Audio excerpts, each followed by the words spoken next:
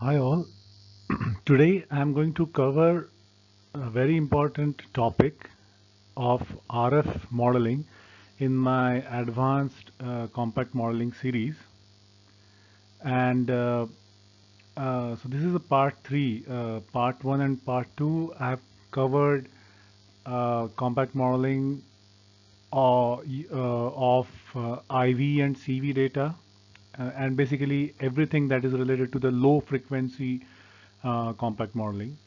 Um, However, in this series, I'm going to cover high frequency or RF modeling. By the term high frequency, I'm saying that uh, the frequency range that I'm going to model is going to be in tens of gigahertz or till let's say hundreds of gigahertz.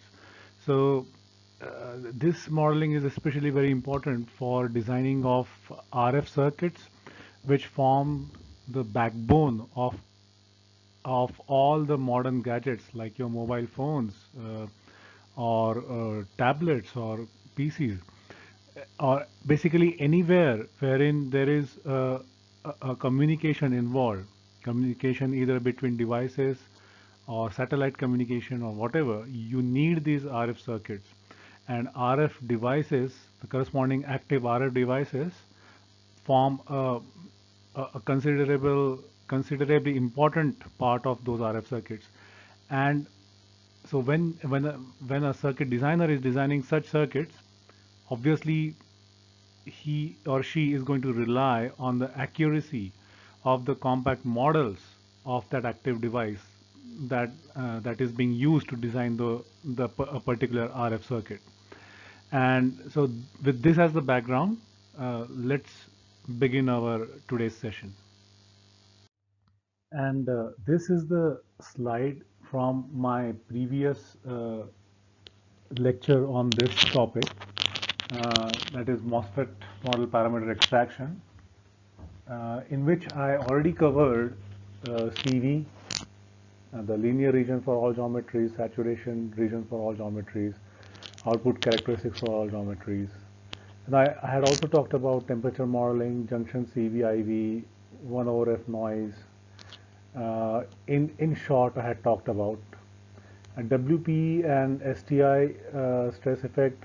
These are the effects that are modeled once for a particular process, and hence and they require some specialized test structures. And explaining these will be, each of these will itself be a separate kind of discussion, and hence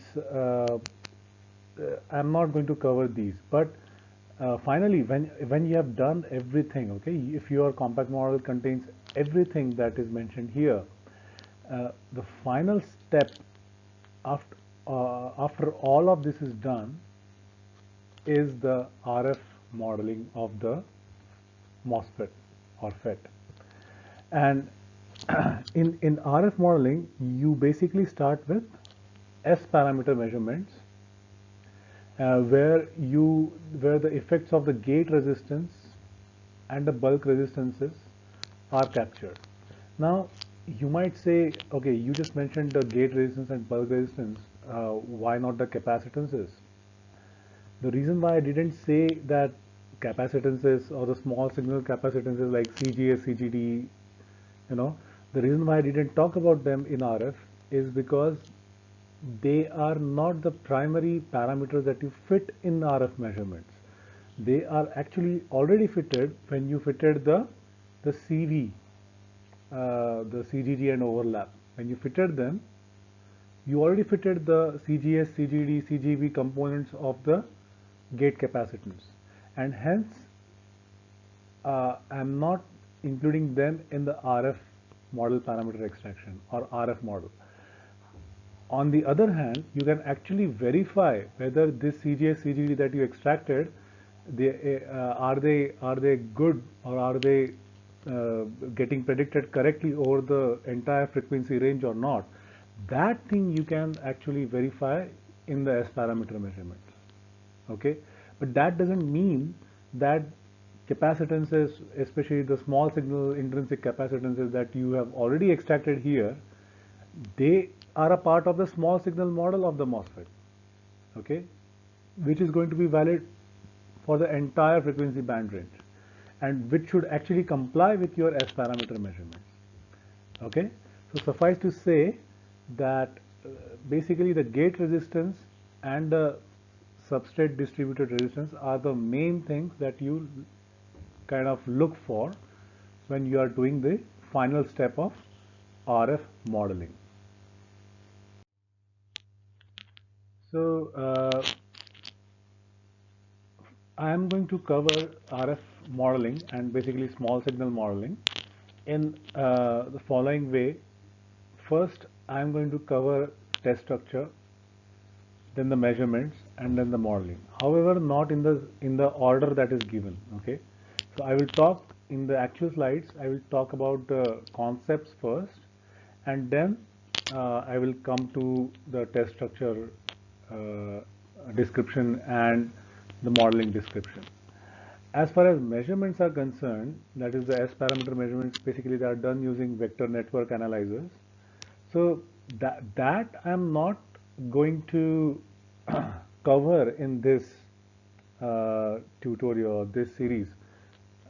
The reason being that the the VNA setup, its calibration and the measurements using after measurements done after calibration, and in general VNA theory, it's it's very detailed one, and so if I have to dedicate a single presentation or a single tutorial, uh, I cannot do that. I mean, I will have to split this tutorial into at least one or two more parts.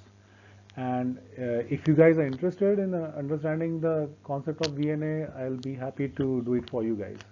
But suffice to say, there is a lot of material basically that is available that you can, refer to understand what VNA does and how you measure S parameters. All right. So in the test structure, I'll be talking about de-embedding, and this is a word that you are going to hear a lot in RF domain. And why so? Because this de-embedding is done in order to basically remove the parasitics that are added because of the distributed nature or distributed effects that are inherent in any RF circuit. Okay, and I will explain why those distributed effects are there in as I will progress through my lecture. But suffice to say, de-embedding is the most important phenomena that or not phenomena, but de-embedding is the most important step in RF modeling and RF circuit design that we have to keep it in mind, and you have to design the test structures according to keeping in mind that you have to de-embed at some point of time. And in case of RF FETs that are on integrated circuits, basically it's the back-end metallization or the back-end part of the semiconductor process that majorly comes into picture, and that is the thing that you end up de-embedding for integrated circuits. Okay, for active devices on integrated circuits. For let's say discrete devices, you basically end up uh, de-embedding the total parasitics. And we'll see. I will when I will show you the example of ASM GAN modeling of a power HEMT using ASM GAN, you will see that I'm going to talk about the total parasitics. And the same thing when I'm talking about a RF FET on an integrated circuit, I'm going to talk about the back end metallization and basically the de-embedding of the back end of the process. So any semiconductor process will have front end and back end. Front end is the actual device, N plus doping, P plus doping, body doping, all that stuff. The back end is the starting from the contacts and then the metallization and then till passivation. So that entire thing is called as back end of the line. So that de-embedding is forms a major part in for modeling the RF FETs on integrated circuits. Okay. Now, so in order to achieve that, I will also talk about how the test structures, the special test structures are designed in order to model such RF FETs, okay, in order to achieve device plane de-embedding. So this point I am talking about purely about RF FETs and not the package FETs, okay. The purely integrated circuit RF FETs, in order to model them, you have to achieve this device plane de-embedding. And how this is done, we'll again see, okay. But the test structures have to be designed according to your requirement of device plane de-embedding. Okay. Then comes the part of modeling. In modeling, I am going to explain to you RF theory and okay, RF theory, the RF radio frequency, theory. It is a vast theory, and it derives its basic concepts from electromagnetism. All right, and so RF circuits are just one part of RF theory. In fact, in general, electromagnetism in fact also deals with the design of let's say antennas or the design of waveguides and resonators. Uh, this theory has been so extensively developed in the last century that covering the entire theory obviously won't be possible. However, what I'm going to cover in this lecture is the part of that theory that is very important to understand how you do RF modeling of RF FETs on integrated circuits. Okay, so I will start with phasers, and phasers are, in short, if I want to define phasor, a phasor is a brilliant concept in electromagnetism, and it also comes in various other areas of classical physics. It's a very brilliant concept that incorporates the idea of distance and time in a single concept. Okay, this is the shortest definition of phasor. And and where does it come? It comes in the wave mechanics. Primarily, it comes in the wave mechanics, and it is used because wave mechanics is used, including in the quantum mechanics. Wave mechanics is used. The concept of wave mechanics. So this phasor is there everywhere. Okay, except for relativity. Except for relativity, this concept is there everywhere. So this is a very important concept that I am going to explain. And after that, then I am going to also explain to you two-port S parameters and Y parameters. And I will be explaining you, in fact, on the test structure. I will be doing an animation on the test structure that I am going to show you, and using that animation, I will tell you how, what exactly is an S parameter. Okay, and then after this basics of the theory is over, I will switch to RF modeling, and then in RF modeling you have basically two parts. One is the extrinsic and intrinsic modeling of the RF FET device. Okay, there is no separate modeling. Everything needs to be done together. Okay, so in that, part one will be part one that I will cover is Dambrun's small signal equivalent model of RF active devices. So this guy Dambrun is a very he published his papers mostly in the late 80s, early 80s to late 80s, and essentially he essentially covered the RF modeling of integrated AlGas gas HEMS. Okay, however, his modeling method is not limited to AlGas gas or 3,5 HEMS. It is also applicable to silicon, the RF FETs, and all kinds of RF FETs that are on integrated circuit.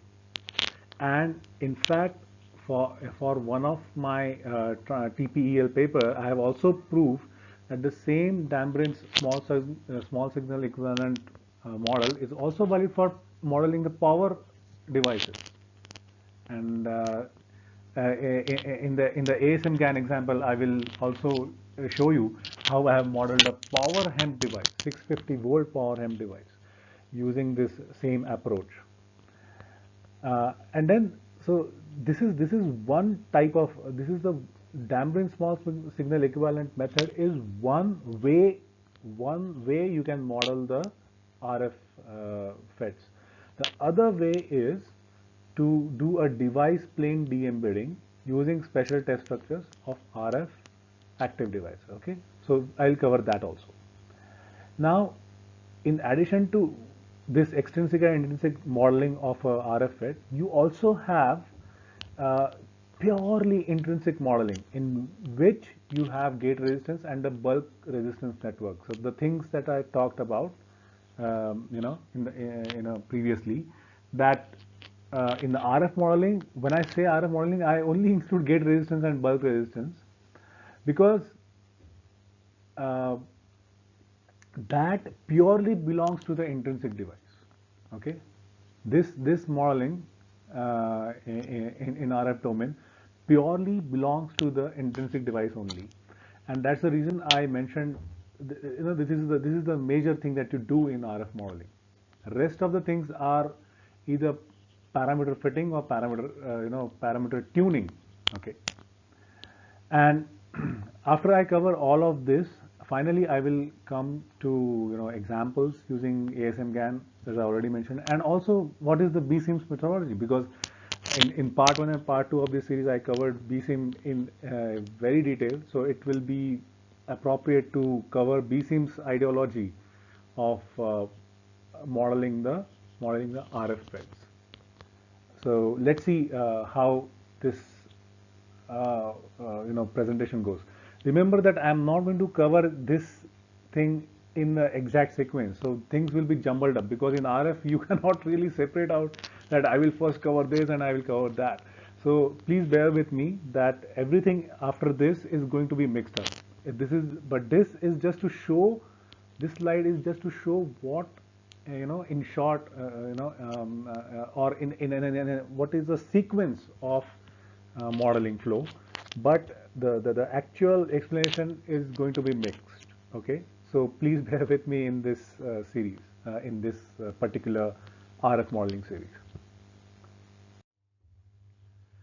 So in this slide, I'm going to explain you what a phasor is. A phasor is basically a vector that contains the information about both time and space in the form of phase, and that's why it's called as a phasor. Okay, and now talking about time or clock or clocking action, in order to explain that, I would first like to refer to you the upper part of the figure, and you know, for, for example, consider this function E naught cos omega t, which is basically I'm expressing a sinusoidally varying electric field in terms of the cosine function, right?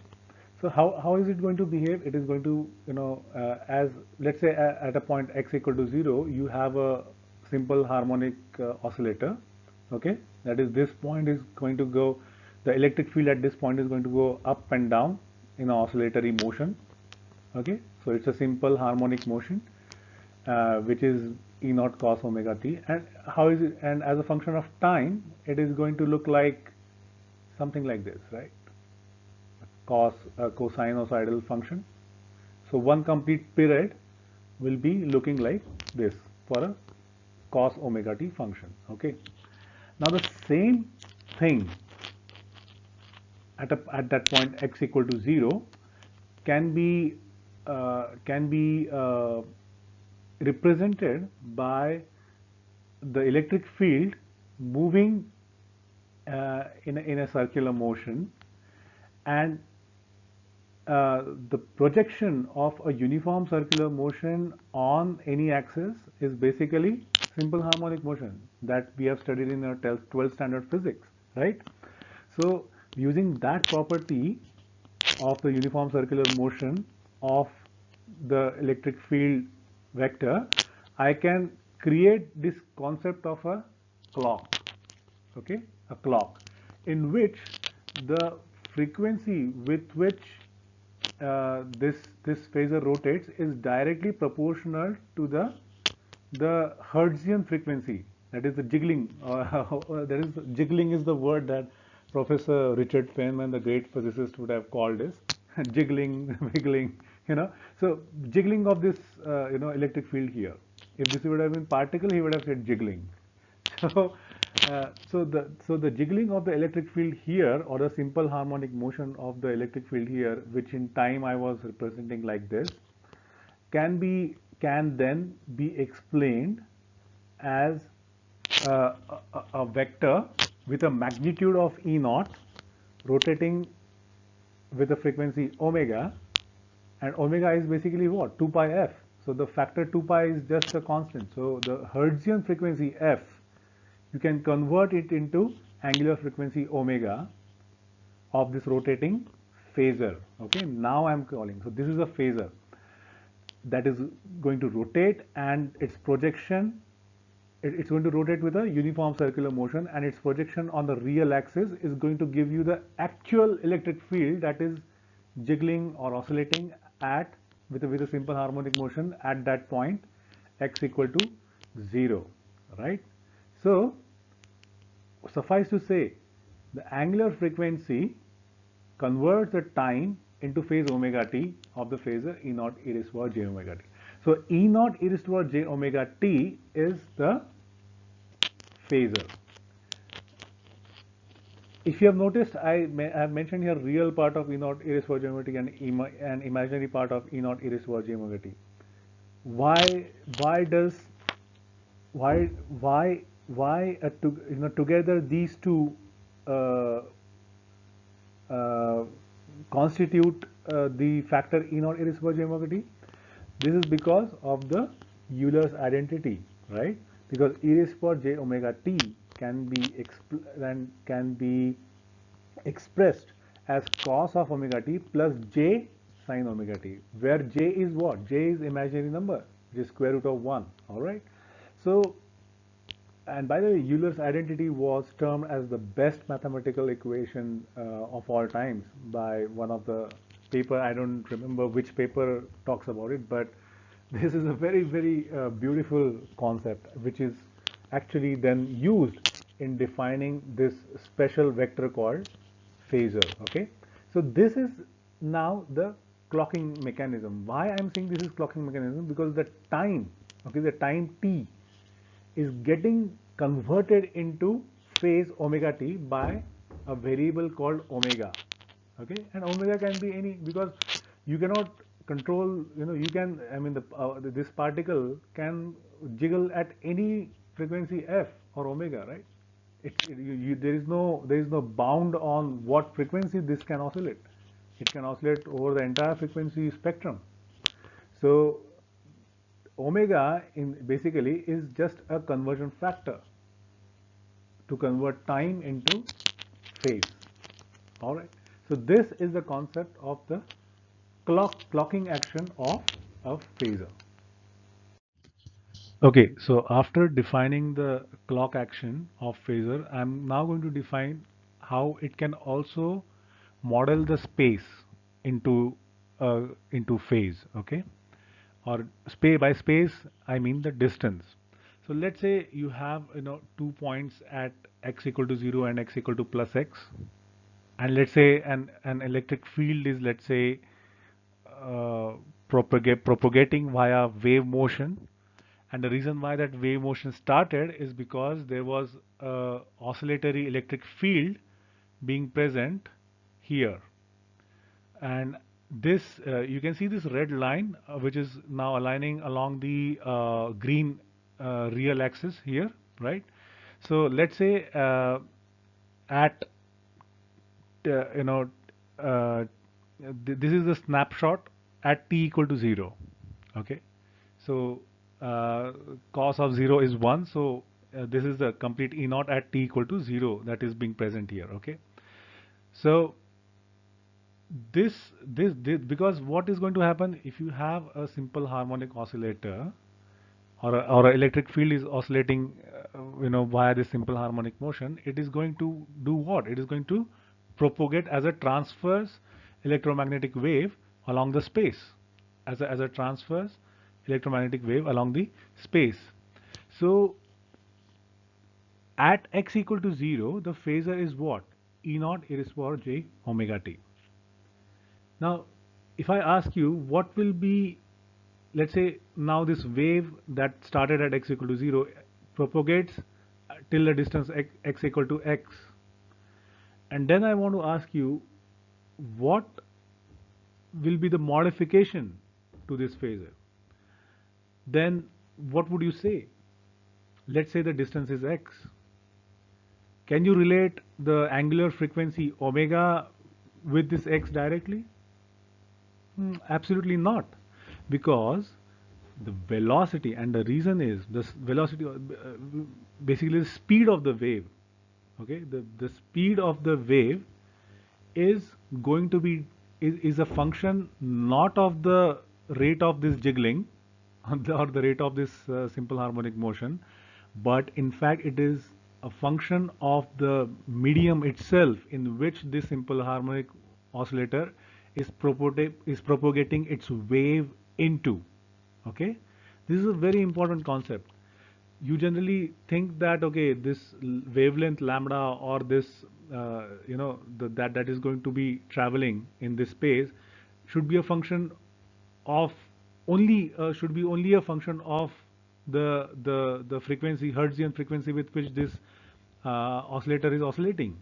However, that is not the case, as we'll see.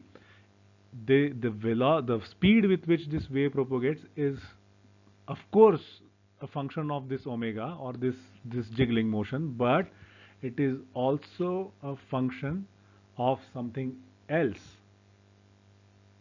and that function comes from the the medium itself, because this medium itself defines the wavelength lambda. Okay, and or in other words, the actual speed is defined by both the linear harmonic motion of the source and the property of the medium. Okay, so now how so the distance frequency, I'm calling it as distance frequency, but people call it wave number and by all other terms, called k. Okay, converts the distance into the phase of the phasor. And remember, this k is again going to convert the thing into phase only. So ultimately, the phasor at some distance positive x is going to be represented by E naught e raised to power j omega t minus kx. And remember, the angle is getting subtracted from another angle. So there is no unitary. So there is no problem in terms of the units. As far as the units are concerned. Okay, and I'm showing this minus kx like this. Why? Because let's say at t equal to 0, it was e raised to power j omega t. If I put t equal to 0, what does this term become? This becomes E naught e raised to power j minus j kx, right? So minus means what? Minus means you are moving back in time. So in other words, the phasor at x equal to x lags. Back in time means what? It is lagging. Something is lagging. This phasor here, which is represented by this shift minus kx like this, is said to be lagging behind the phasor at x equal to 0. Okay, this is a very so lagging and leading of a phasor is a very important concept that describes not the time but the distance x between 2 points. Okay, so this is a very important concept to keep in mind, and hence I say that this kx is what creates the rod action or measurement action, or measures the distance of the propagation of electromagnetic waves. Okay, so let's see what else. What now? I have one question now. with this as the kinematical framework of wave mechanics, what will happen if x is, let's say, lambda by 10? Okay, if you put it here, x is lambda by 10, then what is the contribution of phase contribution here? So k is basically 2 pi by lambda, okay, which I will prove to you in the next slide. So 2 pi by lambda into lambda by 10 is becomes what? Pi by 5. So pi by 5 is a very, very small portion of a wavelength, right? So for that minuscule contribution, or a contribution which is even less than that to the phase of the phasor, can you neglect this distance? It means what? This two, the x and this plus x, this is not x, it is just dx. It is some differential element, elemental or basically elemental increment in the distance. So in that case, you can actually neglect this kx. Okay, so since you can, with this neglection of kx, you can then neglect the phase contribution due to the traveling of the wave. So which means that then that the absence of the contribution of kx means the for that particular boundary condition, you can consider anything within that boundary as as a LF circuit or low frequency circuit, which is in which you can apply your typical circuit analysis of KCL, KVL, and Thevenin's equivalent and Norton's equivalent. All that thing you can apply the for the LF circuits, or for which x is less than or equal to lambda by 10. And what about RF circuits? Obviously, if x is greater than lambda by 10, then you cannot neglect anymore the wave nature of the field, okay, over that entire circuit. And in that case, you have to consider it as a RF circuit. That is, you have to consider the distributed effects for x greater than lambda by 10. And why lambda by 10? Because lambda by 10 has been just a rule of thumb to consider, abruptly differentiate between RF and LF circuits.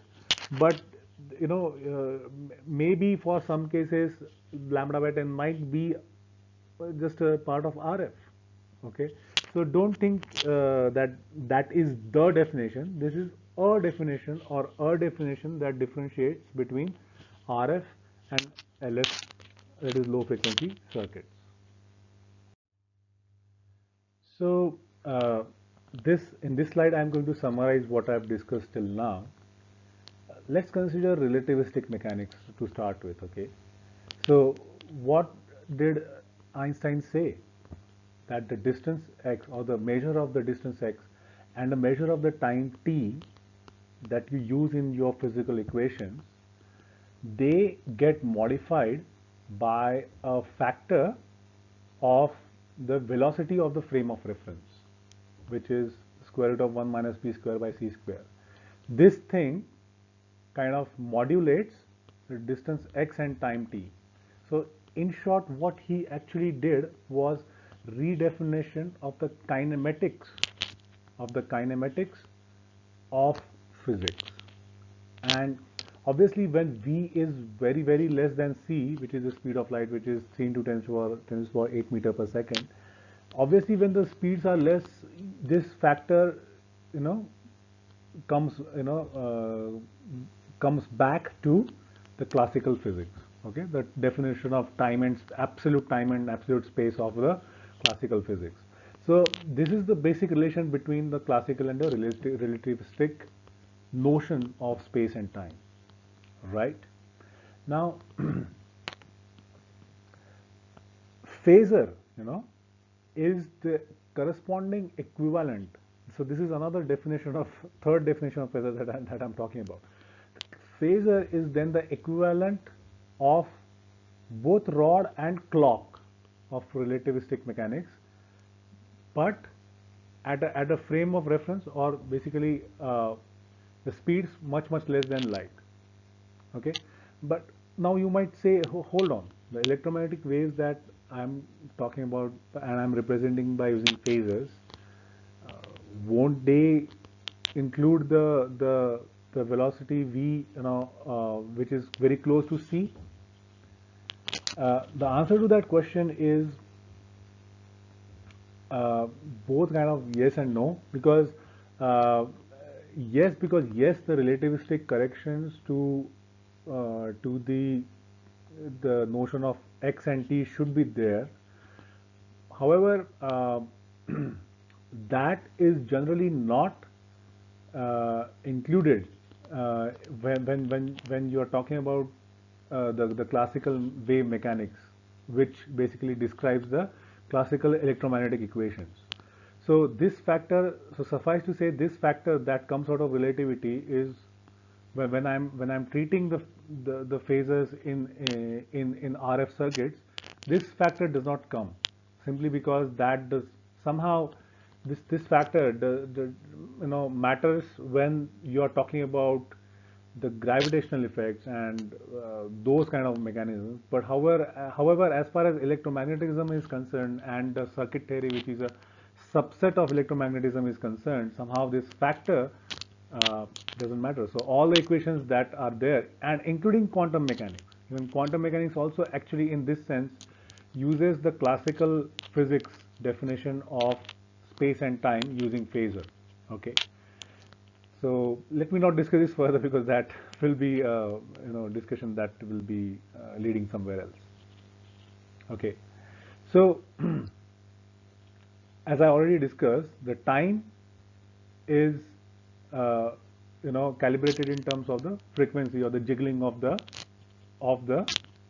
linear harmonic oscillator, whereas the distance x is calibrated in terms of some constant k. And then what is the difference? What is the relation between all of these quantities? The relationship is following: the velocity or the speed of the wave is basically omega by k, which is same as the wavelength divided by the time period, okay, and which is same as lambda times the frequency f, the Hertzian frequency f. Okay. Now, as you can see on this x-axis, there is a phase here. Let me ask you a question: does this phase represent the space or time? So, yeah. So this is the actual. You can represent. So this is the beauty of phasor.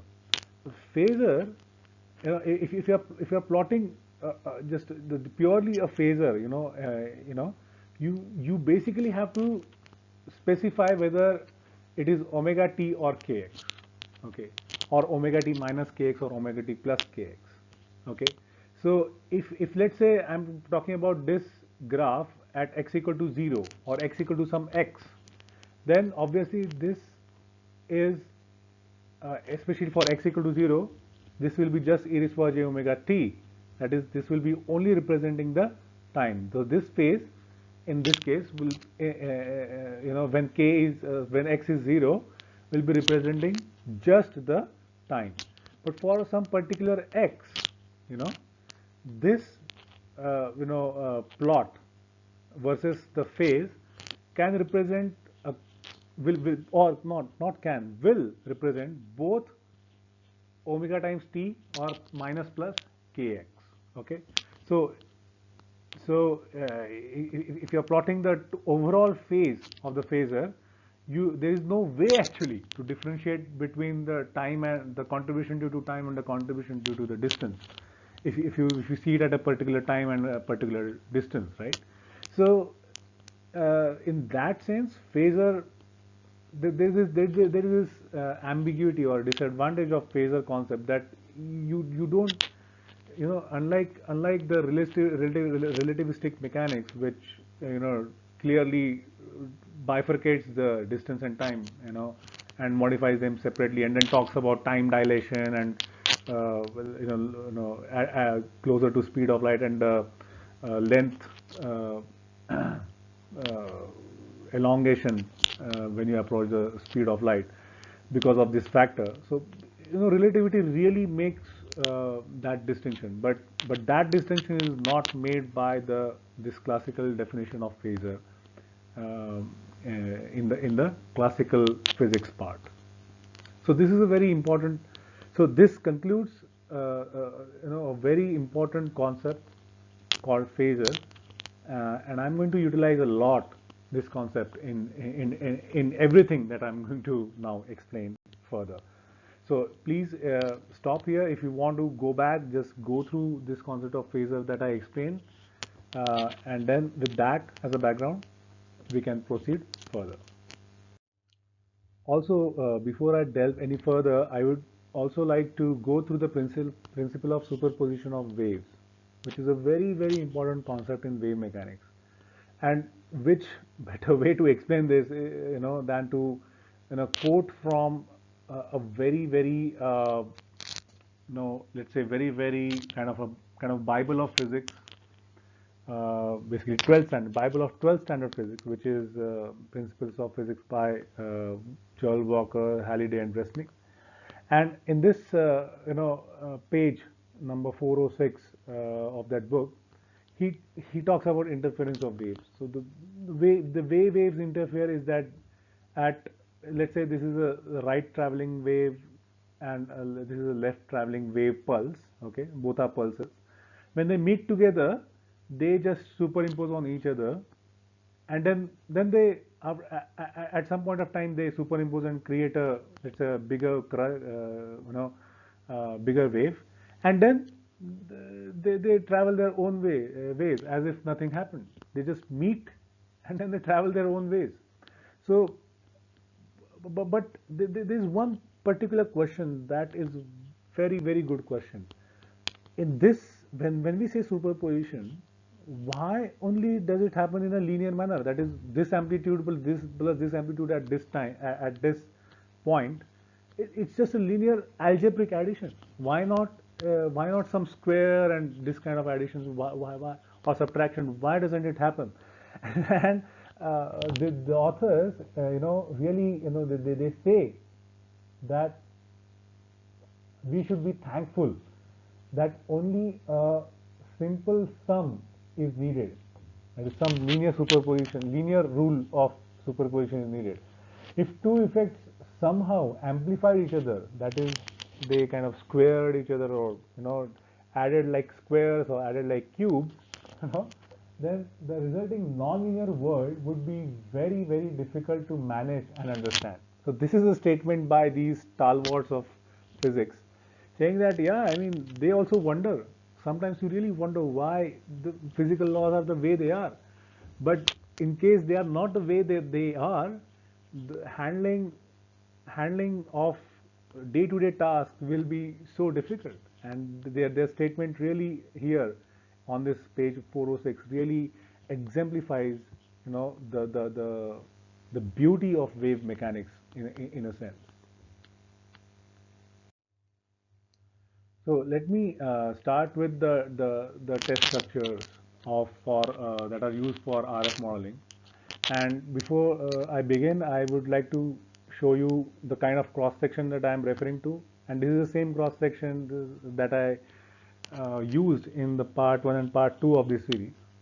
So that of an N MOSFET with N plus gate doping, source drain doping, N sub is the P substrate doping, and this is also showing some polysilicon depletion effect in the gate, okay, and the depletion in the substrate. So this is a simplest kind of cross section of a MOSFET that the BSIM actually uses.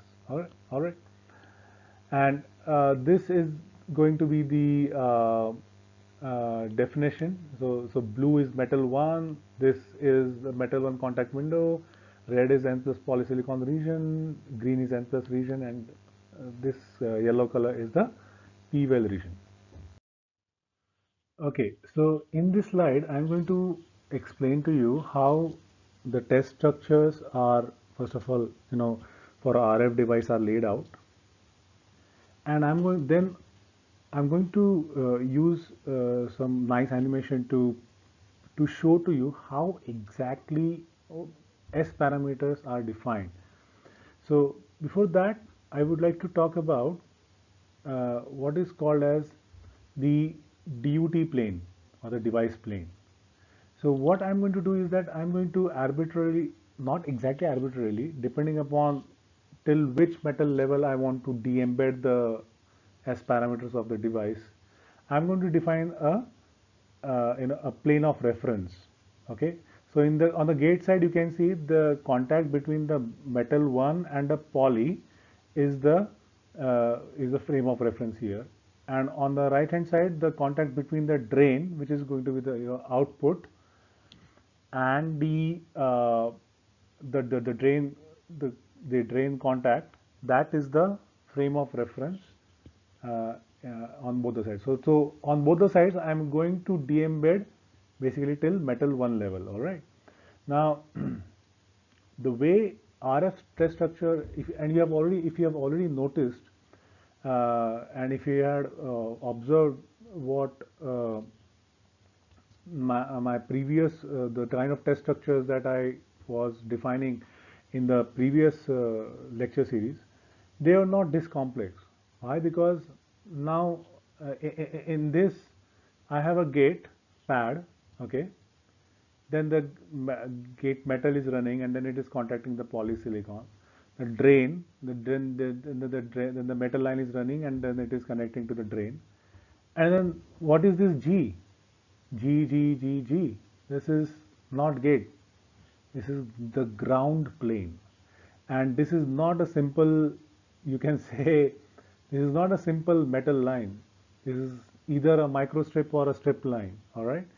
So I'm not going to explain microstrip or strip line in detail here, but suffice to say, for our purposes, for the explanation purpose, this microstrip line is basically going to guide the wave, okay, the wave that I am representing here, that is which is basically going to have a source that is going to generate the jiggling of electric field, and that electric field is going to propagate via Maxwell's equation, uh, and is going to propagate along this gate between gate and ground plane. Okay. Okay. So this, in fact, in short, this GSG structure, right, which is uh, which is basically ground plane, the source or the signal, or S is signal. So GSG structure, which on left hand side is the gate, which is on left hand side is the ground gate ground, and on the right hand side is ground drain signal ground structure. This is going to basically act as a waveguide. This is going to act as a waveguide for the electric field to propagate along it. And when I'm saying electric field is propagating, it actually also means that the magnetic field is also propagating.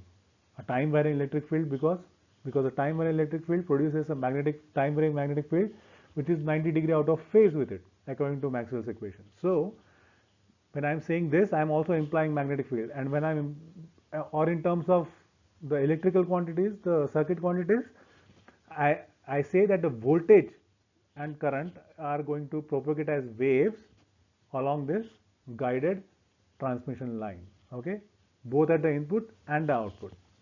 So I am showing such a wave that is being guided by this at the input, and this red dot here is showing the generator. Okay, the generator having the phasor E naught e raised to power j omega t. It generates the the wave, then it travels through the space guided by this gate ground plane of the strip line or micro strip line, and then when it starts traveling, this phasor is the clock and distance combined together concept phasor is what?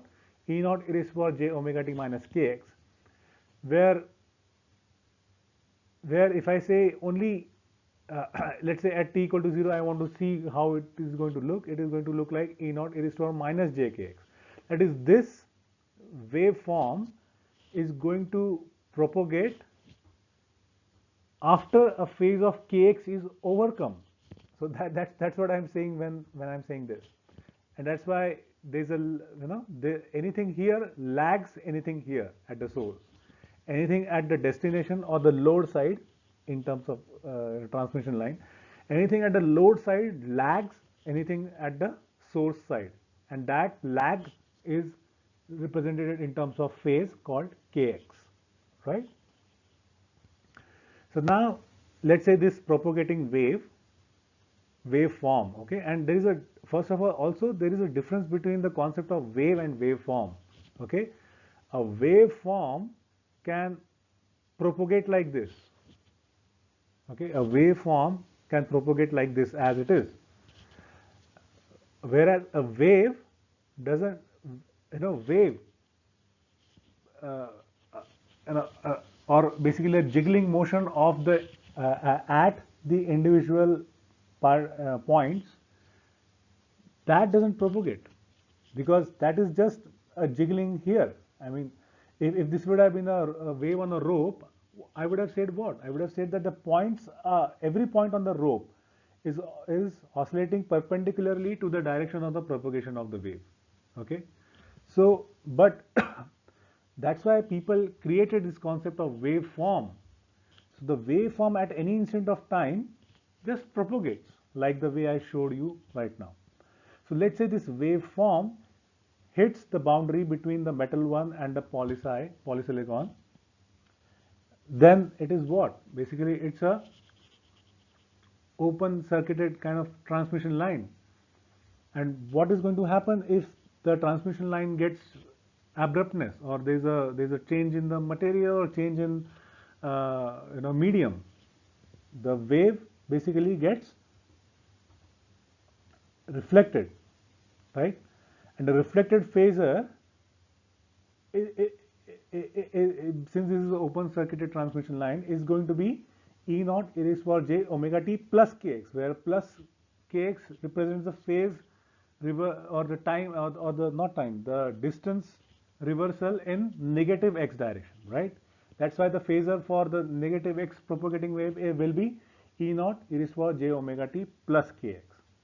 Now, what will this result in?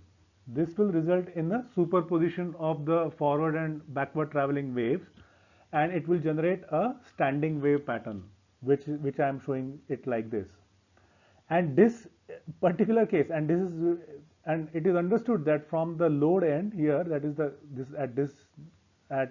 from this change in the medium, this pattern of standing wave is going to repeat throughout the throughout the space till you travel the distance back to the source of this wave, in which case it's a in our case it's a sinusoidal source, right? So this is the thing. Also, if you see, I am showing this amplitude as 2. At that time, when this wave started, I was showing the amplitude as 1, or unit amplitude, or if I normalize this E naught e raised to j omega t by minus kx by, if I divide it by E0, then the magnitude is 1. So I was representing a unit phasor that traveled here, got reflected, and then became double. So you can see 2 times, right? 2 times. But this is a very special case, okay? 2 times is, the amplitude becoming 2 times is a very special case. And what is that special case?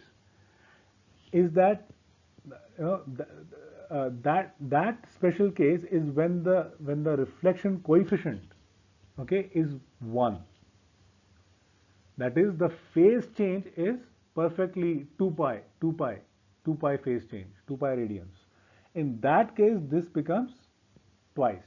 Okay, so in short, if I actually add these two phasors, what do I get? The real part, the electric field as a function of x and t, or distance and time. It is 2 times E0 cos kx times cos omega t, wherein this part is basically the amplitude along the distance x, and this part is representing the wiggling, or the time you know the time part of the electric field vector, electric field.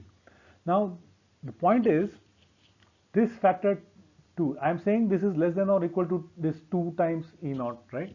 This is for the special factor when the reflection coefficient is 1, which means that this is a perfect open circuit here. Okay, perfect open circuit here. What if this gets terminated at a characteristic impedance Z0 here? Okay, in that case the reflection coefficient will be 0, and in that case this wave will entirely propagate to the output without any reflection. Okay, so these are some of the nuances that generally books don't talk about. Okay, which I'm basically talking about.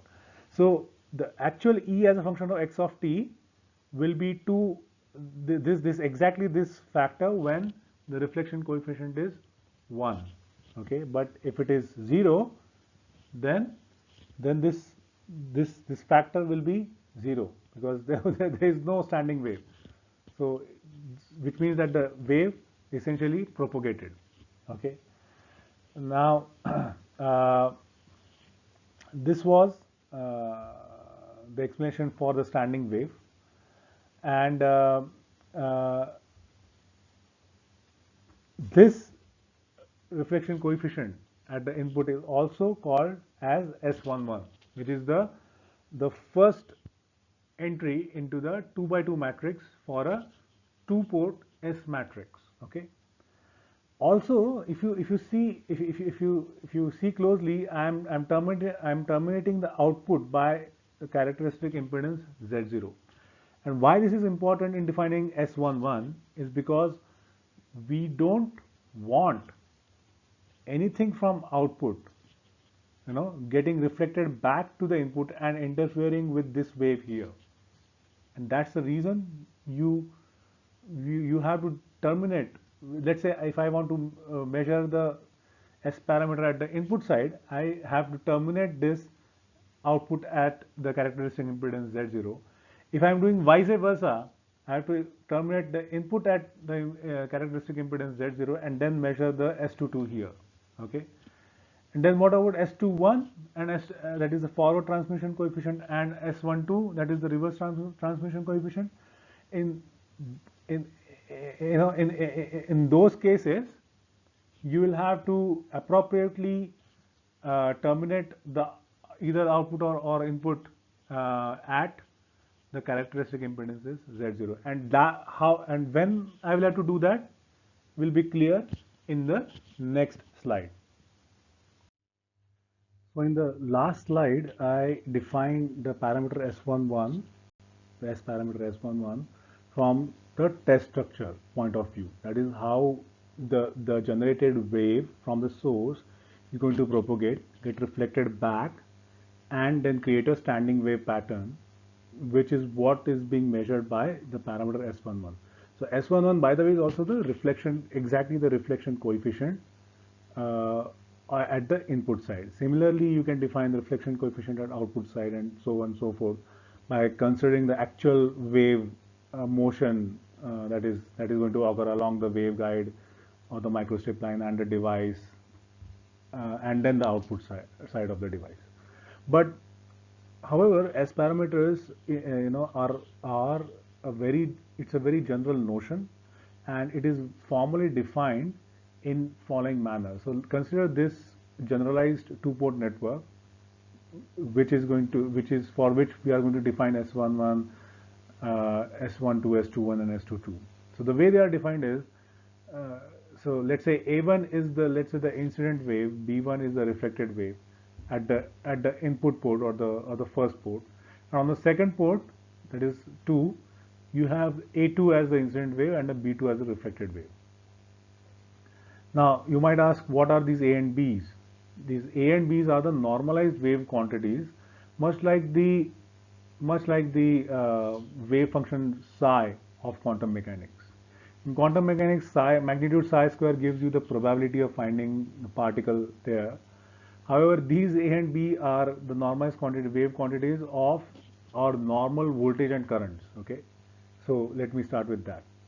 So, for example, A1, since this is open circuited at the input and both at the input and output, you can define A1 and B1 like V1 plus I1 Z0 by. So Z0 is the characteristic impedance of the transmission line, and it acts as a normalizing factor in order to define A1 and B1.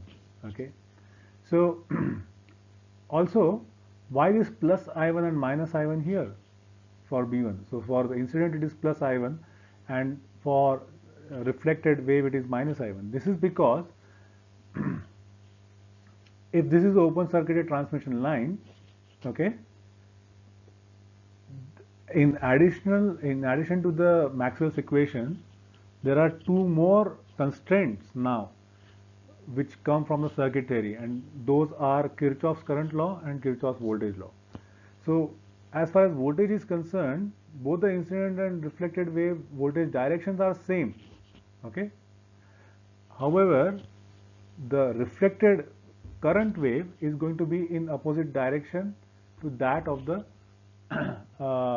incident wave, and so it will be so that both the currents have to cancel each other out to produce a zero net current, which will basically satisfy the Kirchhoff's current law, right, at this port 1 here. And that is the reason you have plus I1 for the incident and minus I1 for the reflected, and then Z0 is just the normalizing factor.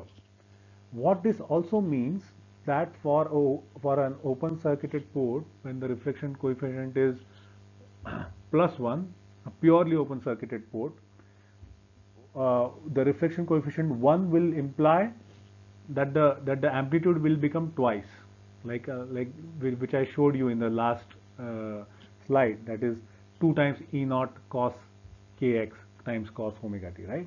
So but what about the current? The incident and the reflected current waves cancelled each other out. So what it also implies for the magnetic field? The magnetic field is also going to be zero throughout this input side. Okay. But what about the electric field? That is going to be twice. What is the other extreme? Let's say the impedance here is shorted. Let's say it's a shorted transmission line. Then what is going to happen? The current is going to flow. Okay. And then you cannot take this as minus I1. In fact, in that case, you will have to take this as minus V1. Why? Because it is now the voltage or the electric field that is going to cancel each other out here, and the current is going to become twice. Okay. Or in other words, the electric field is going to be zero then, if this is shorted here, this port is shorted here, and the magnetic field is going to become twice. Okay, so this is simple, understanding based on the basic electromagnetism and the transmission line theory. All right. Then the formal definition in terms of B and A is following, that B1 is basically S11A1 plus S12A2, B2 is S21A1 S22A2, which uh, actually translates into their definitions. So what are the definitions? S11 is B1 by A1 when A2 is 0. A2 is 0 means there is no reflection back from the load, which means that the load is matched to the impedance Z0. And that's the reason in the previous slide, if you remember, I had connected the output drain to impedance Z0 so that there won't be A2 or reflected wave from the load. So then whatever you are measuring at the input port side, that is the gate side of the MOSFET, will be then S11, right? Similarly, S12, for S12, A1 should be 0. Then S12 will be B1 by A2. That is the B1 by A2. Now, what it means? A1 equal to 0, what does it mean? That is the incident wave should be 0. And incident wave should be 0 That is correct. But when will this happen? When will this happen? This will have happen when the generator is terminated at the characteristic impedance Z0. The reason why the generator should be terminated at characteristic impedance Z0 is because you really don't want the reflections back from the generator to this, so that it might disturb the B1 itself.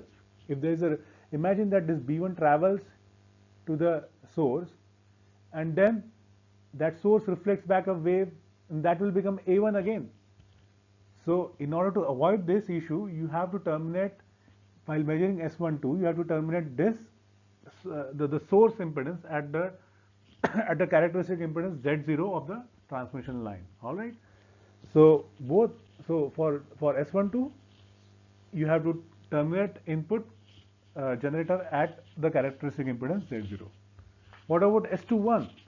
It is B2 by A1 when A2 is 0. A2 is 0 means again you terminate output at characteristic impedance Z0 and then measure the S21, and then the S22 is basically terminating input with at a again input at the characteristic impedance Z0, so that there is no reflection back from the source. And so what you if you are exciting the port 2, you will be essentially measuring the S22, or basically the reflection coefficient at the output side of the device.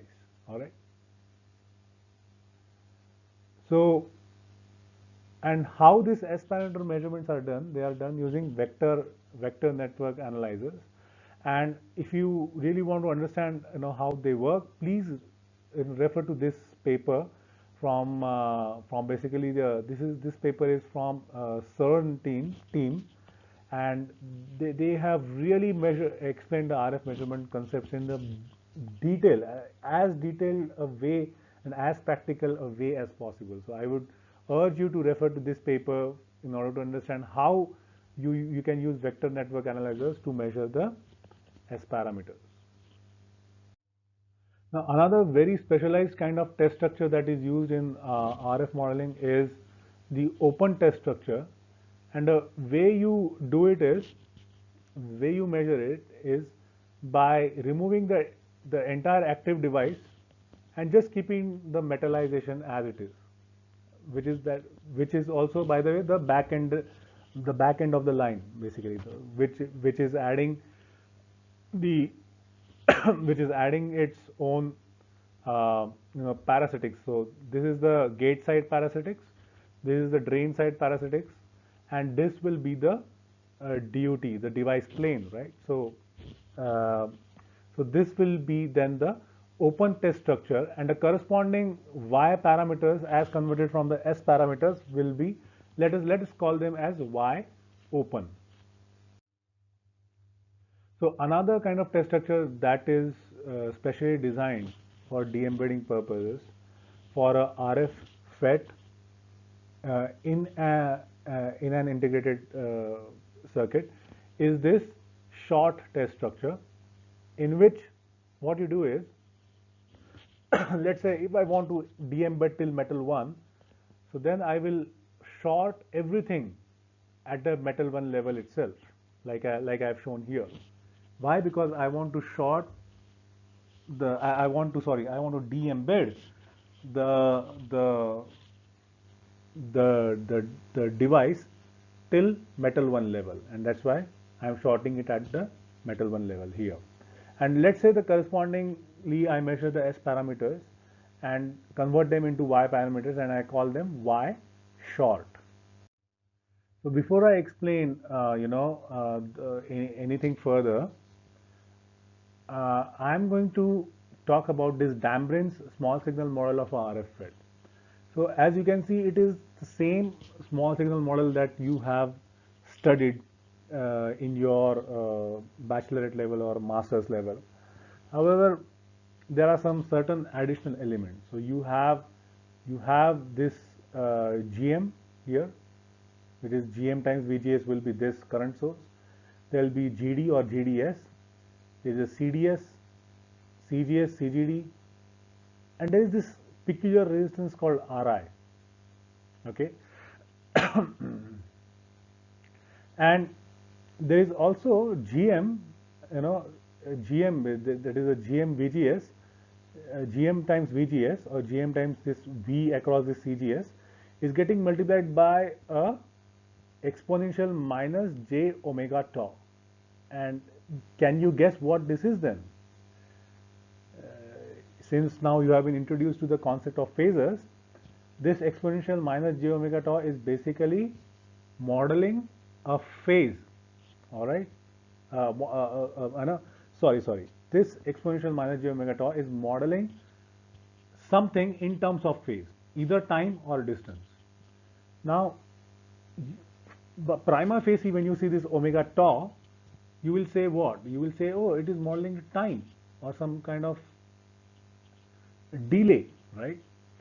So you are correct. It is modeling delay, but delay is not time. It is not modeling time. It is modeling a delay because of the distance or the kx term. So this omega tau is actually modeling some kind of kx term or the distance or the rod part of the phasor, right? The rod part of the phasor. And what is that omega tau? We will see in the later part of my presentation.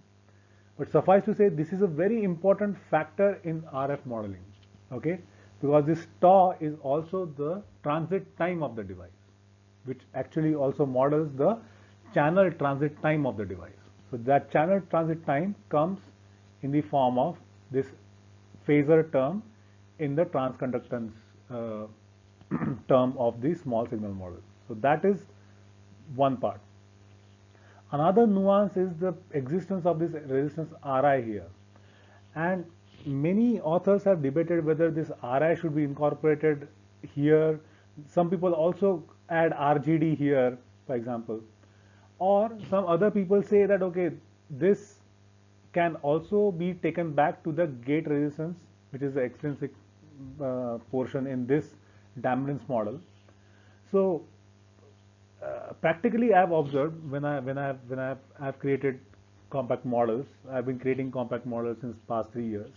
Practically, I have observed that when I code this Ri like this here, or I take it out here, there is actually no difference when you code it in Verilog A. But however, this is just for the representational purpose, because this Ri here is actually representing the finite kind of charging time of this capacitance CGS, or basically the non-ideality of this capacitance CGS here. Okay, so this is actually kind of practically when you code this thing in Verilog A, it doesn't make any difference.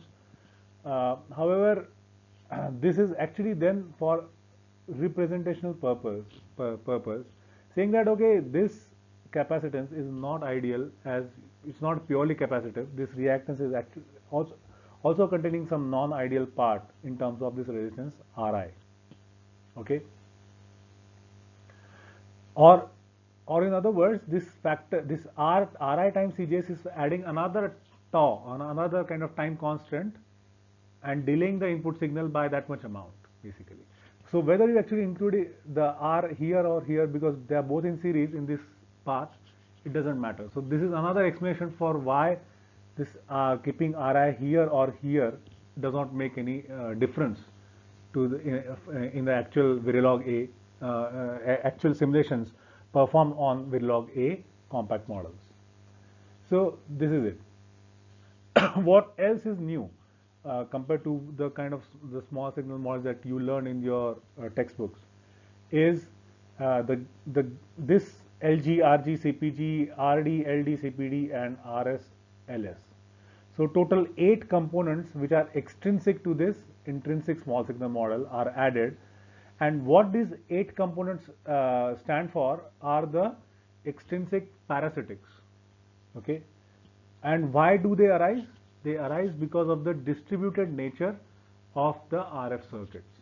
Okay, so this in short is the Dampedance small signal model of a FIT. Correspondingly, you can write the y parameters y11, y12, y2 and y22 in terms of these components in the following manner, where d is 1 plus omega square Cga square Ri square.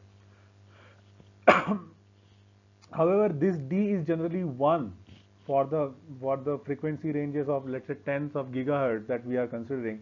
This d can be considered equal to 1. So anywhere that this author is using d, just replace it by 1, and then that forms the corresponding y parameters of this Dammbrun's small signal model of a FET. Another very important another important kind of let's say method that comes from Dammbrun's work is this conversion of you know this method of converting S parameter to Z parameter, then Z parameter to Y parameter. Whenever we want to go from the external plane to the finally the device plane. Okay, so this is a very important impedance transformation method that Dammbrun proposes in his paper, by which you can finally get at the y parameters of the at the DUT plane. And how you can do that? Let's say these inductances are basically, they are in series, right? Both at the input and output side. So how do you, so you have S parameters measured for this kind of a sub-circuit model. Then what do? You convert the S to Z parameters, and by doing so, whatever the matrix you get, okay, use that is the Z11, Z12, Z2 and Z22, you subtract the linear impedances, which is j omega Lg at the input side and j omega Ld at the output side. And when you do that, at which plane of reference do you arrive at? You arrive at this plane of reference. That is, now the inductors have gone. Okay, so this matrix, Z matrix here, now represents this measured data for this network. Then what you do? Now what is coming in your way? This parallel element at the input and output, this parallel capacitor CPG and CPD, if you remember. Then how you can de-embed them? You convert these Z parameters, whatever you obtain now, to Y parameters, Y11, Y12, Y2 and Y22, and then subtract both at input and output side minus j omega CPD. Because why? Because admittances can be added and subtracted linearly when the elements are in parallel. So since this was in parallel at input and output, I could then simply subtract the minus j omega CPG and minus j omega CPD from this converted Y parameters. So now you have this, now you have only this series elements left. So since there are only series elements left here, what you do? You convert this Y to Z parameters Z11, Z12, Z21, Z22, and then subtract from Z11 RS, the RS, RG and this. So entire thing in series you subtract from Z11 and Z22. And but what about Z12 and Z21? What is common? The RS and LS.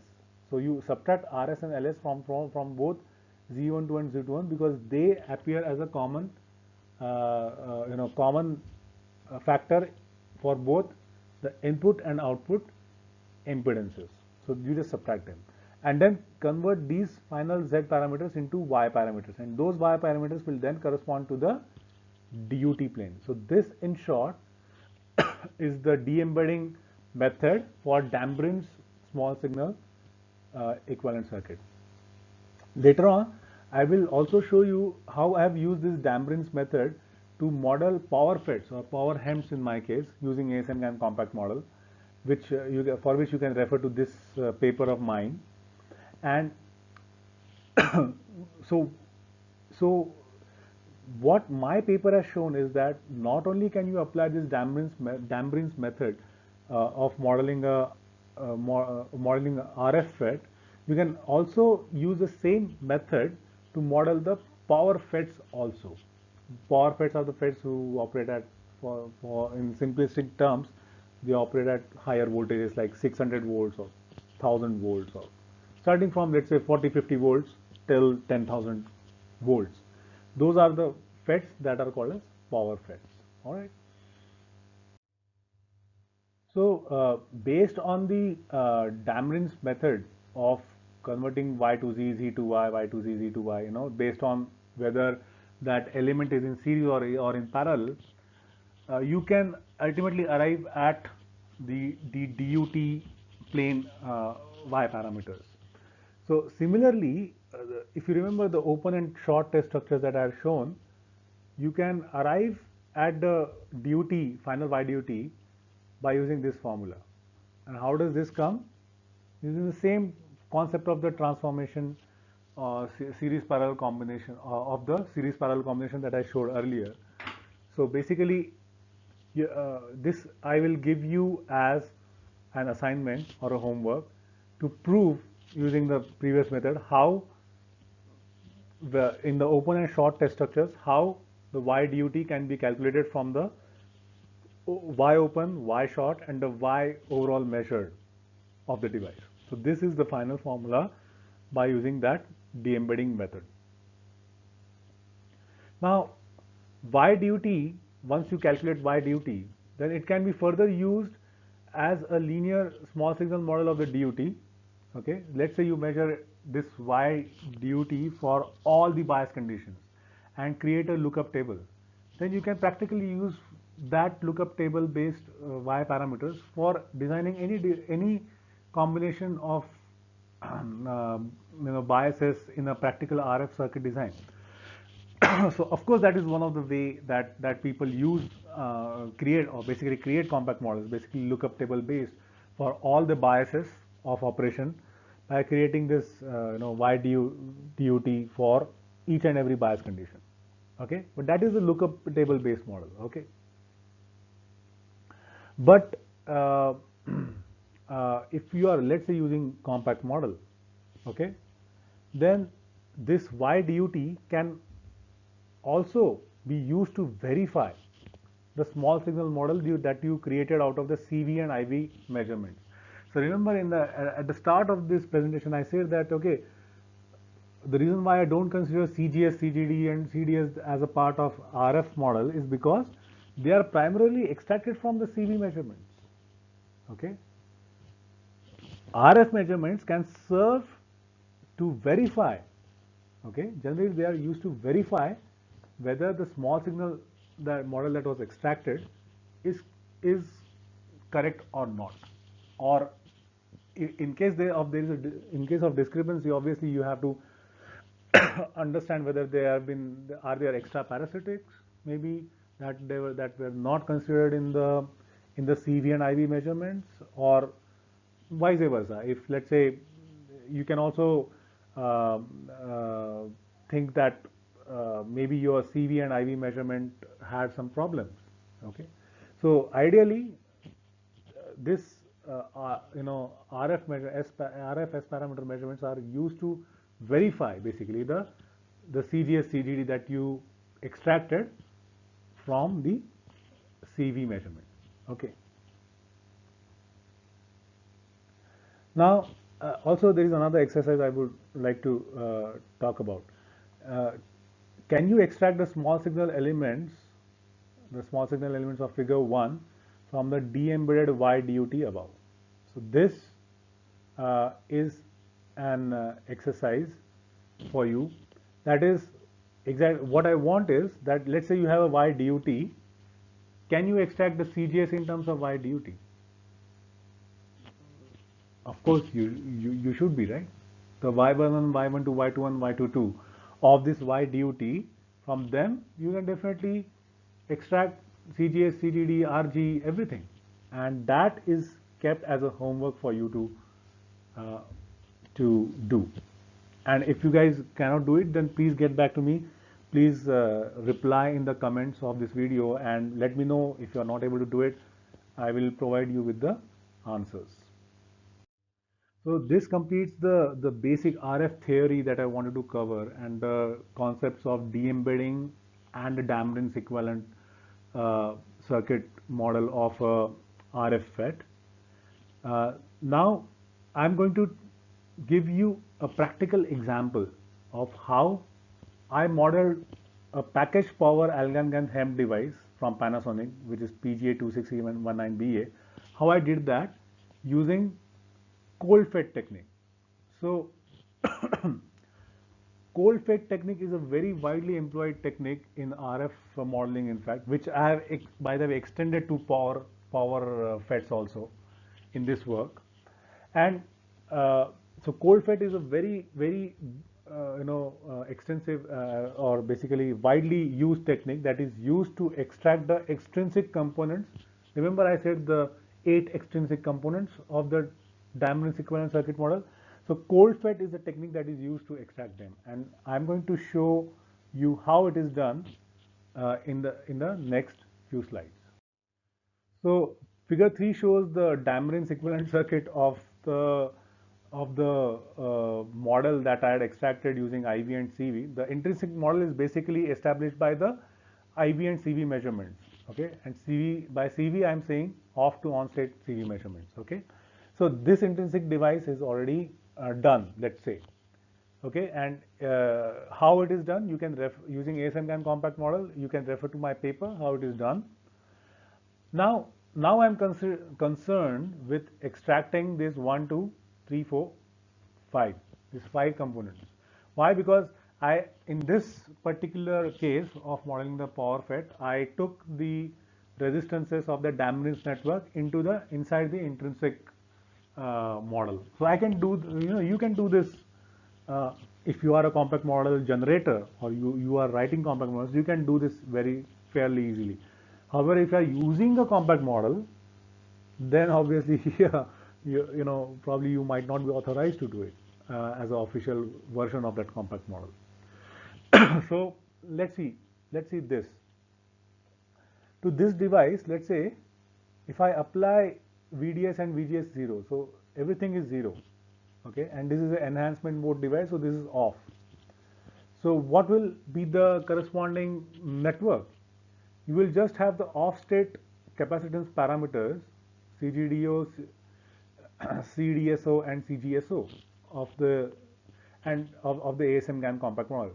By the way, these model parameters are same for BSIM and ASM GAN. So there is a one-to-one correspondence here. So there is this delta network formed here, okay, and then you have LG, LD, and LS like this here. So this is the cold fed topology of that power HEMT, which has been extracted from the off state as parameter measurements. So this is the cold fed technique. You apply biases in such a way so that this intrinsic device gets off. That is, it becomes cold. Okay. So this is the cold fed technique. That is, measuring the device under off state is cold fed technique. Right. So let's see now how I can extract LG, LD, and LS from this measured S parameters. So what I did is convert those S parameters into corresponding Y and Z parameters, and then model these inductances. Let's see how I did it. So figure 5A and figure 5B show imaginary part of Z11 and imaginary part of Z22 plotted. Note that there is as such no difference between Z and Y parameters, they are inverse of each other. So instead of showing a resonance like this, the resonance, if I plot Y, it will be kind of reaching a peak and then falling down, right? Whereas it is falling down, reaching a valley and then going to the peak, right? So it's basically inverse, right? So imaginary part of Z11, so if I can tune LG in the simulation so that this imaginary Z11 matches. If I don't tune it, let's say I keep LG equal to 0, you can see the simulation getting shifted, there is a resonant frequency getting shifted rightwards. And this is correct. Why? Because the resonant frequency for Z11 or at the input side is going to be decided by the product of LG and the resistance in the network. So if the LG is 0, or while here I have kept some value of Ls, so don't get confused.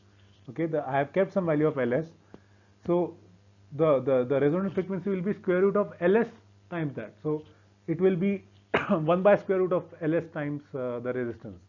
So that's why the resonant frequency will basically increase, because now the inductance value has reduced. The total inductance value has reduced. That's why the resonant frequency will increase.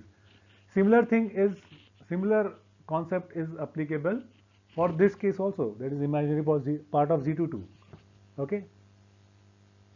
So in short, you can extract Lg from S11 or Z11 and Ld from S22 or Z22. So what about S21 or S12? So I have plotted here imaginary part of Z21 or Z22, which are same, because because there is nothing, no transmission, no reverse transmission occurring. So but in that you can see again the resonance. And what can you extract here then? What is common for Z21, Z22? It is Z21 and Z12. That is the inductance Ls of the network. So you can tune Ls to tune the resonant frequency here and in the forward or reverse transmission coefficient to extract the Ls. Okay. And then what about real part of Z11? Or if you remember, Z11 is 1 by Y11, so doesn't matter. So real part of Z11, if you fit it, you will be extracting the gate resistance of the model which was present. So it actually this kind of actually serves to verify whether I have extracted the gate input resistance correctly or not. Next, I am going to cover how BSIM models, what are the model parameters and what are the facilities that are available in BSIM compact model methodology for RF modeling, okay, or modeling of RF FETs. Let's see what it is. So figure 6 shows purely RF or purely RF intrinsic model of a RF FET as is as is expounded by the BSIM methodology. It shows the junction capacitances between source and bulk and drain and bulk, which are actually going to play a important role in matching the imaginary part of S22, basically the imaginary part of the output reflection coefficient.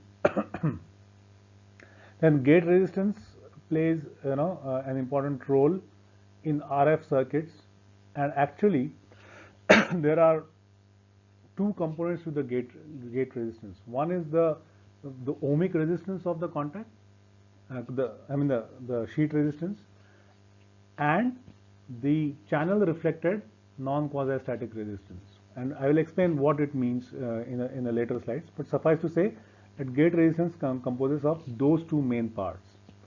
What about this RS and RD? These are the kind of the drift resistances or the source drain contact resistances which have been modeled differently. And then RSB, RDSB, and RDB are the substrate spreading resistances that are actually used to model the S22 of the device. And then you might ask, hold on, why the real part of S22 or the real part of Y22 should matter in RF circuits? You can easily understand why this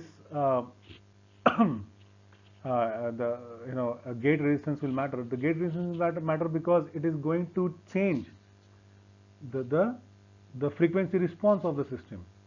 Okay, and also RG comes in the Fmax. It doesn't come in the FT, that is the unity gain bandwidth, but it comes in the maximum oscillation frequency.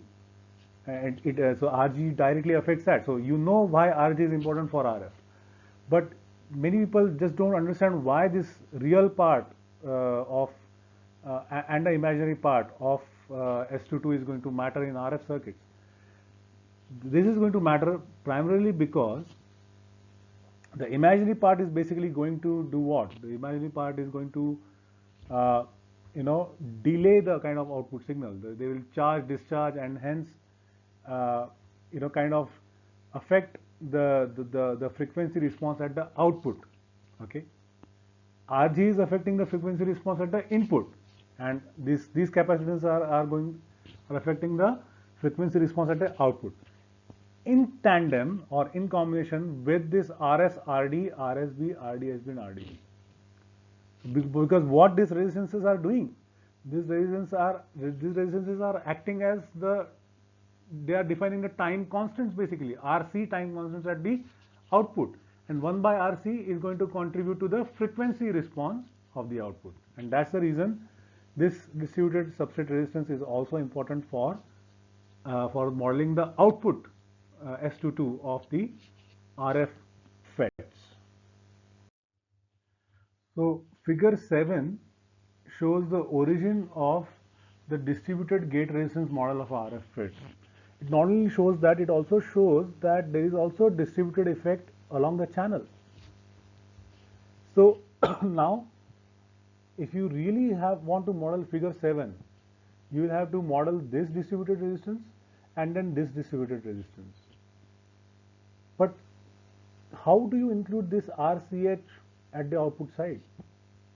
You know, it will be kind of, including this RCH at the output side will really be a very cumbersome job, because you will have to you will then have to modify the DC current equation of this MOSFET, and then make it such that it incorporates the distributed effect.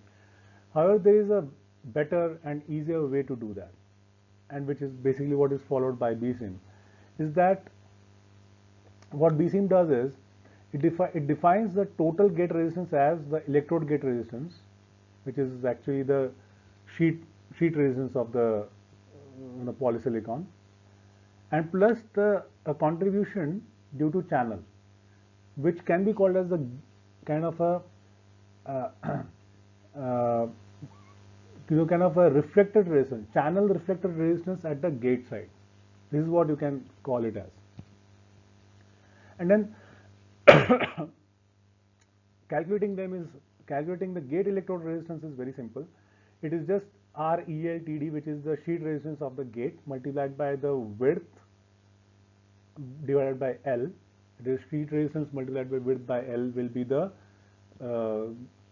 actual physical ohmic resistance of this polysilicon, multiplied by alpha. Alpha depends upon the type of contact. Okay, if you have contact made only on one side, then that alpha is 1 by 3. If you have contact made on both the sides, both the ends, then the alpha becomes 1 by 12. And this is all because of the distributed effects and the contacts making the difference, one-sided contact and two-sided contact and so on.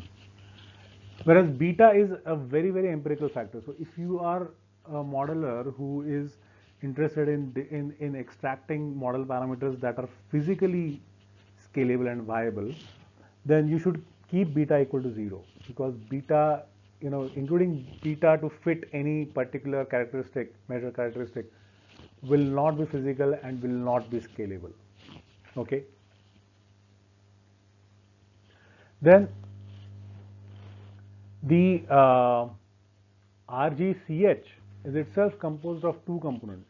One is the quasi-static DC resistance, which is RST here, which is basically VDS by IDS in triode region and VDSAT by IDSAT or VDSAT by IDS S in saturation region, where VDSAT is the saturation drain voltage.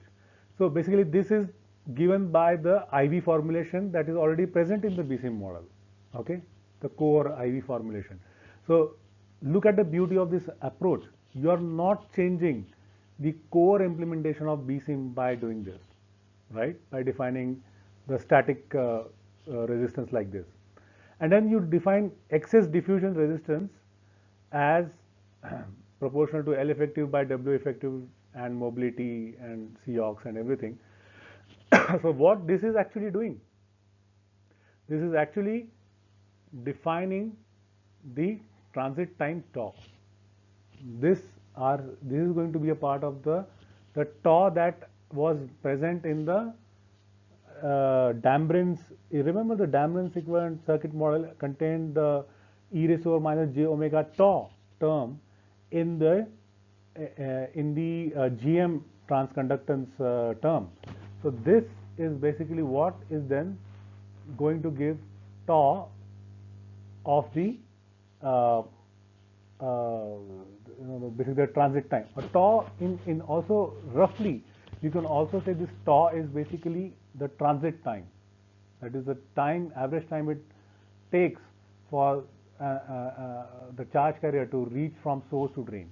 Okay, so this excess diffusion component is basically going to give you the transit time tau, where eta is, and the eta here is basically a technology dependent constant they say, but it's just used as a fitting parameter. So it's up to you whether to use it or not, and it depends upon what kind of measurements and measurement non-idealities you have in your measurements. Then what BSIM does is it puts this excess diffusion resistance in parallel with its core formulation of GDS. Basically, this is the core formulation of the GDS or output resistance. It keeps this non-quadratic channel resistance in parallel with it and calculates this RGCH by a conversion factor fitting parameter gamma that accounts for the distributed nature of the RCH, they say. Okay, so once then you calculate this RGCH, okay, this RGCH, then what BSIM does is that it adds this RGCH to this ohmic gate resistance, and then says that it has modeled the channel distributed effects in terms of the gate resistance. Remember that this RGCH can be fitted from the measured Y11 characteristics by fitting the basically the R in. Okay. Remember that when I had shown you one constant line for the real part of Z22 for modeling the gate resistance of the packaged power FET. This is the same thing.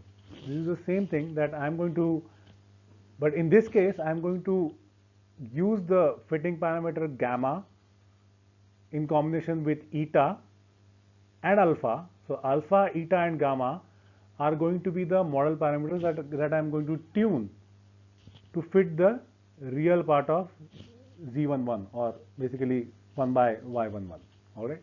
So this is how practically you extract the BSIM model, the BSIM gate resistance model, which accounts for both the distributed effects of the gate electrode and the channel transit time or non-quasi-static effect due to the finite transit time. And since I said non-quasi-static effect, remember this was the this from one of my presentations. This is the animation from that. Basically, what do you mean by channel non-quasi-static effect? It means following. Let's say the electron travels from source to drain, reaches the drain terminal, creates the impact ionization in the drain depletion region. The generated electron can get sucked up by the drain electric field, thus constituting the current ID, whereas the hole can go to the substrate and create the substrate current I sub. So everything that I showed you just now on this happened one after another, not immediately, right? So this is what is non-quasi-static effect or the finite transit time effect.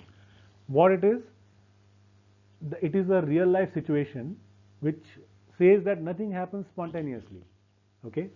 Which means that in the simulation, if your ID and I sub are 0 at t equal to 0, okay, then that is a non-quasi, then that model is basically modeling a model which gives the drain current and substrate current at t equal to 0 as 0, models the non-quasi-static effect of the device.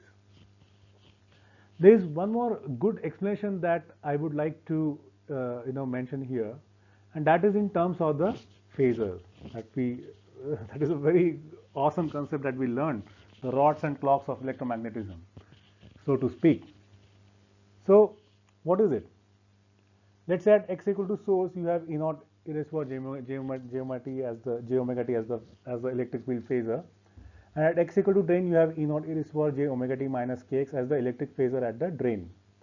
And let's say the channel length is L. Then here it is going to be e raised to power j omega t, and here it is going to be j omega t minus kx. So the difference when I travel from source to drain is that additional phase of kx is going to be added, right, to the phasor. Now, when did this kx get added? When I traverse this length L. So for I can substitute L here, x as L. So then this phasor at drain side becomes E naught e raised to power j omega t minus KL, right? So what it means? It means that let's say this signal traveled from source to drain, either the voltage signal or current signal. Okay, they travel, and why I say, because they repair. I can either consider voltage or also or current. Why? Because the phase difference between them is constant, that is 90 degree. What is getting extra added is kx to their phasors, right? And this, remember that first comes the frequency of oscillation at the source, okay, of this phasor.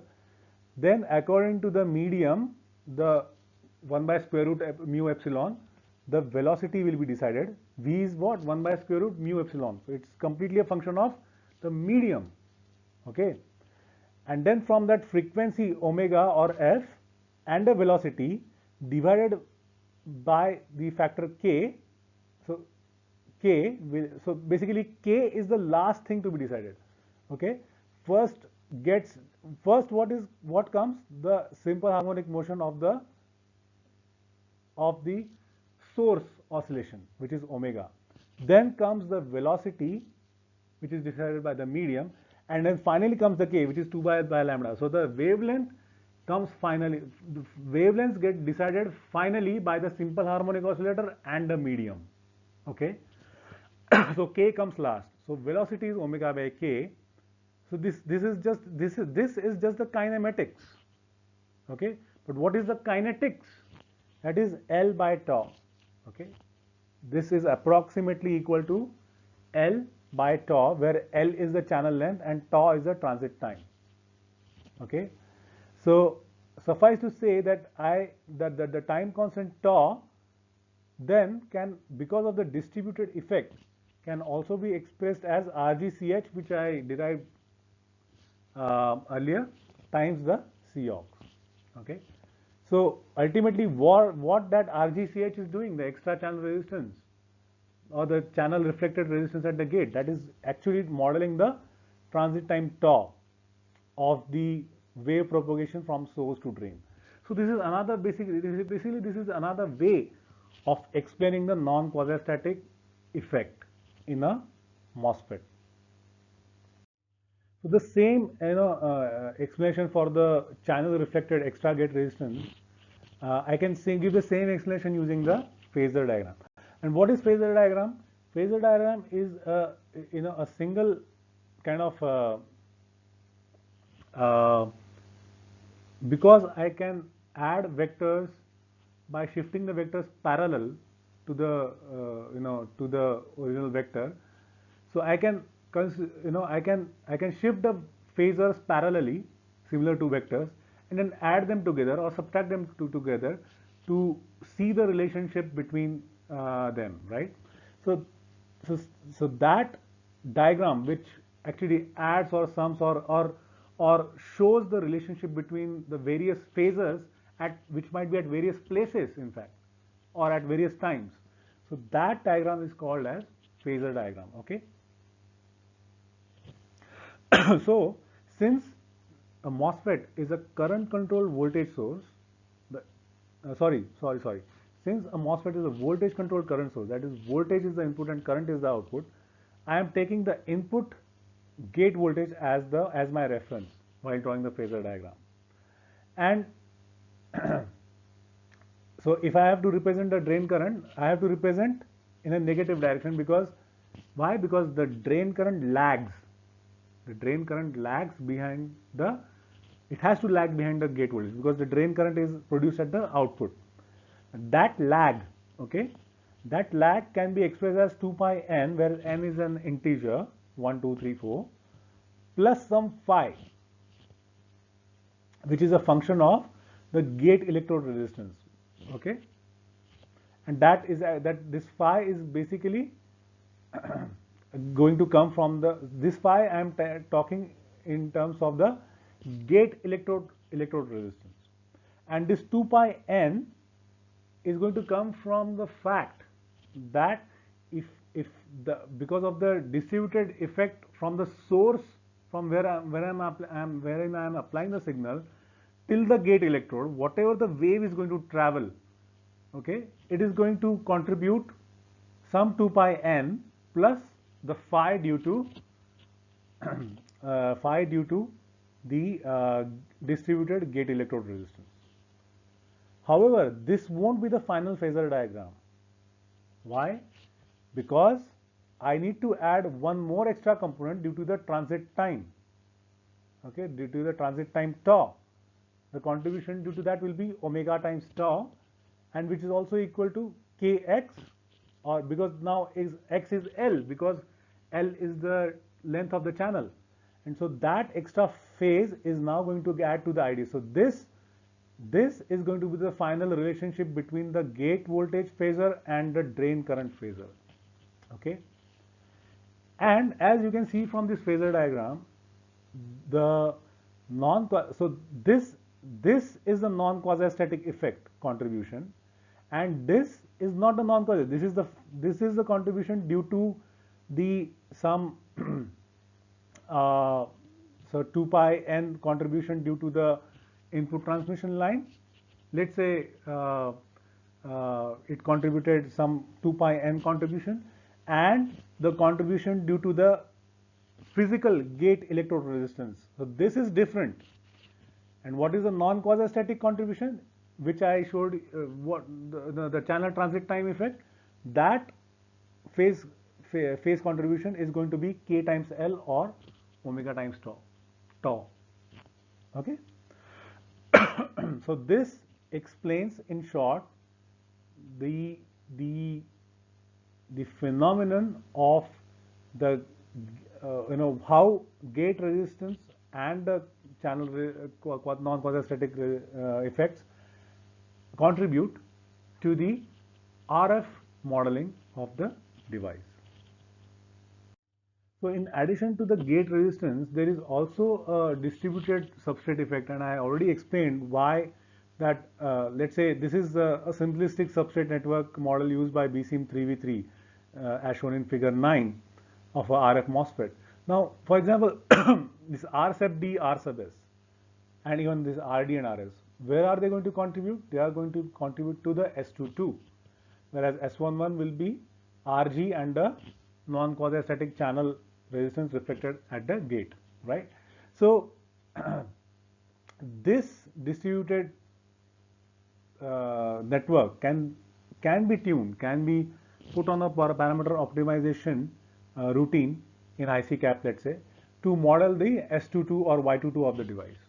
And by doing so, what you actually do is you model the finite charging discharging effects at the output, which are going to contribute to the frequency response at the output. As the frequency response at the input is going to be modeled by the gate resistance in combination with the non-quasi-static. Actually, let me put it this way: the gate electrode resistance is going to contribute to the input side, whereas the non-quasi-static part is actually contributing to the output, but is getting represented, the RGCH is getting represented as RGCH at the input side. So that is a trick. Actually, that RGCH is actually a neat trick followed by BSIM, so that the core drain current equations are not affected. Okay. So in order to do that, this is the trick that BSIM uses. That is the channel reflected gate resistance method to to model the non-quadratic effect at the output. Whereas the remaining this substrate network models the total like Y22 or S22 of the device.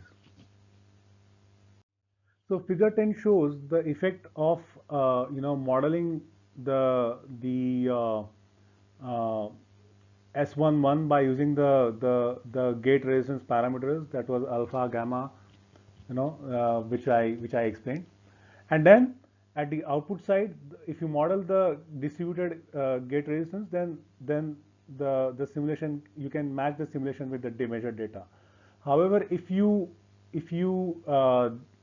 do not use the output distributed method, output substrate distributed resistance network, if you don't use that, then obviously you will get a deviation.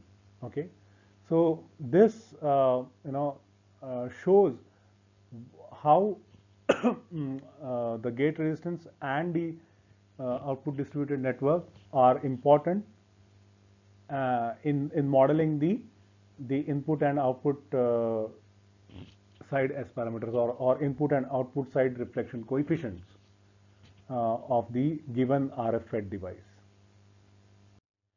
So I'm approaching the 2 hour mark now, and I think I've already covered in the last 26 slides uh, almost everything, or that a compact modeler needs to know in order to model a RF fed device.